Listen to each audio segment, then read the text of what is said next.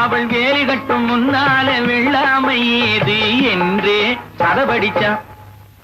அவன் வேலி கட்டும் முன்னால வெள்ளாமை ஏது என்றே கதை படிச்சான். அவன் காதலுக்கும் பின்னாலே கல்யாணம் வருமா என்றே கையடிச்சான். அவன் காதலுக்கும் பின்னாலே கல்யாணம் வருமா என்றே கையடிச்சான். அவளாகட்டும் என்றே ஆசையில் நின்றே அத்தானின் காத கடிச்சான்.